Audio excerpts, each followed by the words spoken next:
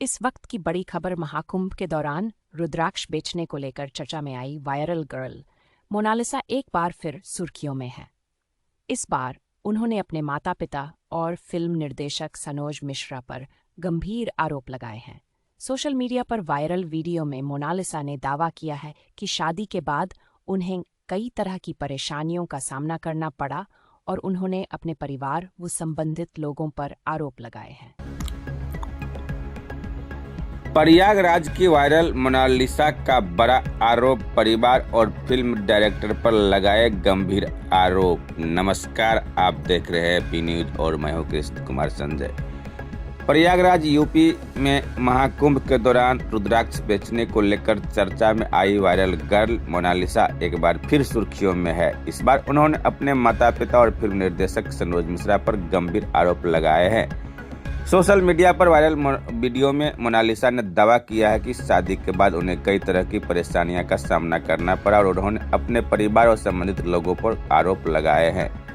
Mona Lisa का कहना है कि उनके साथ अन्याय हुआ है और उन्होंने वीडियो के जरिए अपनी बात सार्वजनिक की। हालांकि आरोपों की आधिकारिक पुष्टि अभी नहीं हो पाई है।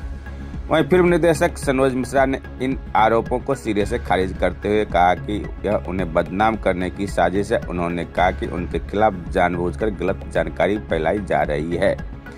यह मामला सोशल मीडिया पर चर्चा का विषय बना हुआ है। मामला सामने आने के बाद सोशल मीडिया पर बहस तेज हो गई है। लोग अलग अलग तरह की प्रतिक्रिया दे रहे हैं। वहीं सच्चाई क्या है, यह जांच के बाद ही स्पष्ट हो पाएगा। सब दिखावा है, सब झूठे, उनको सिर्फ और सिर्फ पैसे चाहिए, बच्चों से कोई मतलब नहीं है। मेरी फैमिली वो जो बोल रही है ना, वो तो मैं भी, मेरी मम्मी कहाँ गई थी? बचपन से मैंने माँ का प्यार क्या देखा होगा। जब मैं किसी बच्चे को माँ के साथ देखती थी ना, वहां रोती थी कि भगवान आज मेरी माँ मेरे साथ रहती तो मैं क्या कुछ नहीं। लेकिन माँ तो ड्रिंक करना, पापा है तो दूसरी औरतों के साथ रहना। मेरे तीनों बहन भाई को सिर्फ और सिर्फ मैंने पाला, और कैसे पाला है सिर्फ मुझे पता है कि मोनालिसा ने कैसी कैसी तकलीफ देखी है।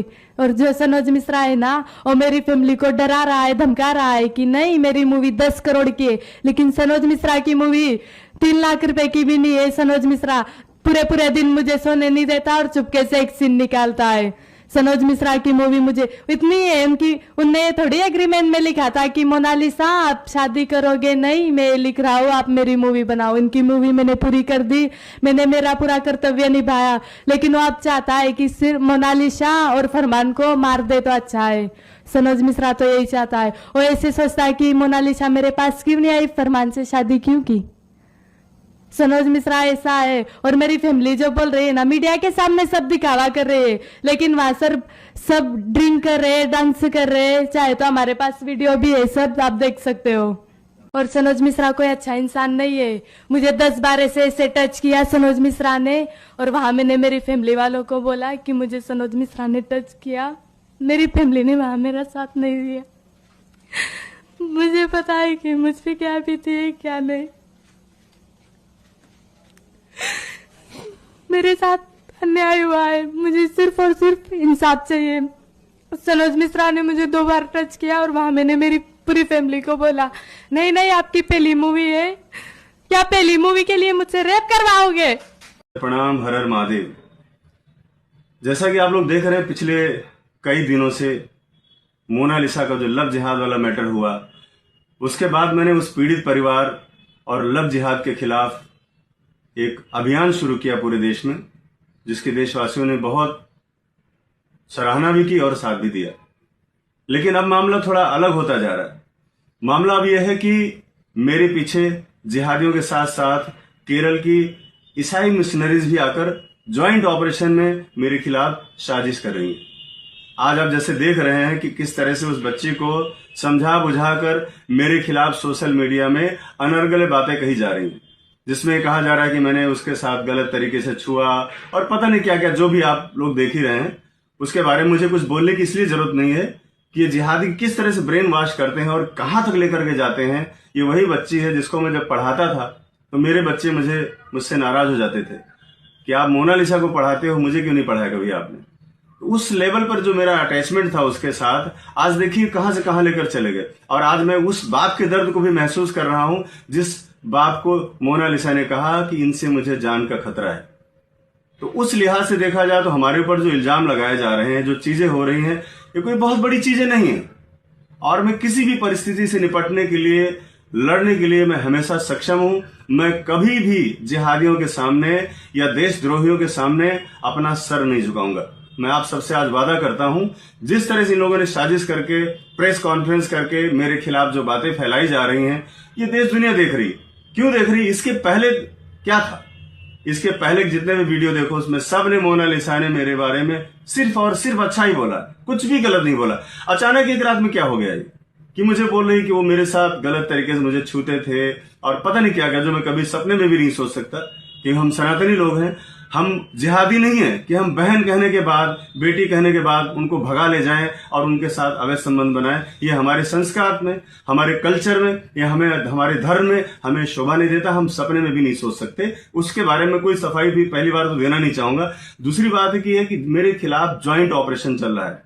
एक तो जिहादी मेरे पीछे पड़े हुए हैं और दूसरी बात वहां की ईसाई मिशनरीज भी मेरे पीछे लग गई जब से मेरा फिल्म का ट्रेलर लॉन्च हुआ है।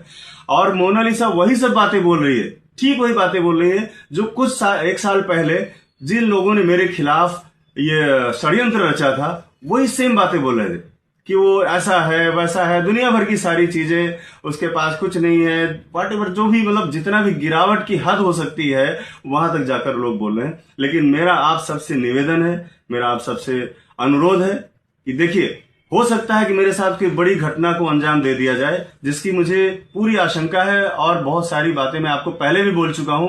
एक हफ्ते पहले जब मैंने वीडियो जारी किया तो उसमें भी मैंने कहा था कि मोनालिसा को मेरे खिलाफ भड़काया जा रहा है, उसको खड़ा किया जा रहा है। ये बात मैं आपको पिछली वीडियो में बता चुका हूं, जब मैं भोपाल स्टेशन पे था, वहां से मैंने वीडियो जारी किया था। क्योंकि केरल से मुझे ऐसी खबरें आ रही थी। केरल में भी लोग हैं, हमारे राष्ट्रवादी लोग हैं, वो लोग मेरे संपर्क में हैं और मुझे बताते हैं कि वहां क्या होने वाला है और क्या हो रहा है।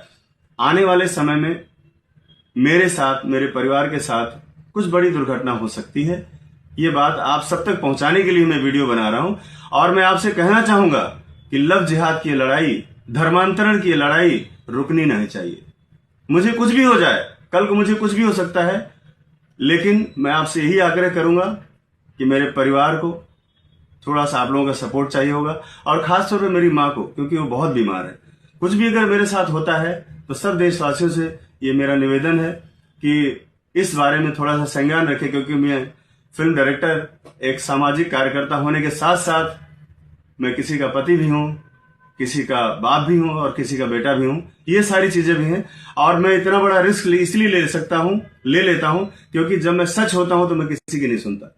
मेरे साथ सच्चाई है। सारे प्रकरण आपके सामने है। आपने देखा कि किस तरह से एक भोली भाली लड़की को बहकाकर, ब्रेन वॉश करके फिल्म के बहाने केरल ले जाया गया। केरल जहां के बड़े बड़े मंत्री, मिनिस्टर खड़े होकर के आकर शादी को प्रमोट कर रहे हैं और वहां से पोस्टर जारी कर रहे हैं, द रियल केरल स्टोरी। ये सिर्फ सनातन को बदनाम करने के लिए, सनातन पे दाग लगाने के लिए और शादी को आइकॉन बनाने के लिए कि हिंदू मुस्लिम की शादी देखो सक्सेस है, ताकि और भी लड़कियां इसके लिए प्रेरित हों। इसके लिए बड़ी अच्छी सी प्लानिंग की गई, जो मैं बार बार आपसे लगातार कहता आ रहा हूं। और आज मेरी आवाज को दबाने के लिए इस तरह से मेरे ऊपर आरोप और एलिगेशन लगाए जा रहे हैं, जो आप लोग देख ही रहे हैं। लेकिन देश की जनता ये जान रही है कि ये आरोप पहले क्यों नहीं आए। और अभी उनके पिताजी से भी बात हो रही, उनका भी वीडियो आ रहा है, वो इस बारे में क्या करें वो भी पहले आप लोग सुन लीजिएगा। और जिस तरह से मेरे खिलाफ एक नैरेटिव गढ़ा जा रहा है, मुझे पता है कि मेरे राष्ट्रभक्त, मेरे सनातनी भाई मेरे साथ हमेशा खड़े, क्योंकि वो मुझे जानते हैं कि मैं कैसा हूं। आप सबसे विनम्र निवेदन है और देश के प्रधानमंत्री माननीय मोदी जी से, माननीय अमित शाह जी से, हमारे यहाँ के मुख्यमंत्री श्री फडणवीस जी से, मोहन यादव जी हमारे मध्य प्रदेश के मुख्यमंत्री साहब से, और माननीय योगी जी से सबसे विनम्र निवेदन है कि इस मैटर में अगर मेरे साथ कुछ भी होता है तो उसकी बड़ी निष्पक्ष जांच हो। और इस प्रकरण की जो ये प्रकरण जो अभी चल रहा है लव जिहाद का, ये छोटा मोटा मुद्दा नहीं था। इस पर मेरा जो आर्थिक नुकसान था, या मेरा जो सामाजिक नुकसान था, या जो मानसिक था, उन सब से परे है सनातन में इस तरह का गंदा मैसेज जाना, जिसके लिए मुझे लगा कि मुझे लड़ना चाहिए। और इस लड़ाई में मैं अगर नहीं उतरता तो परिवार सक्षम नहीं था, वो बोल नहीं सकते, कहीं जा नहीं सकते, किसी से मिल नहीं सकते, उनके पास कोई संसाधन नहीं है। तो अगर मैं खड़ा हुआ हूं इस लड़ाई के लिए, तो इस लड़ाई को अंजाम तक पहुंचाऊंगा।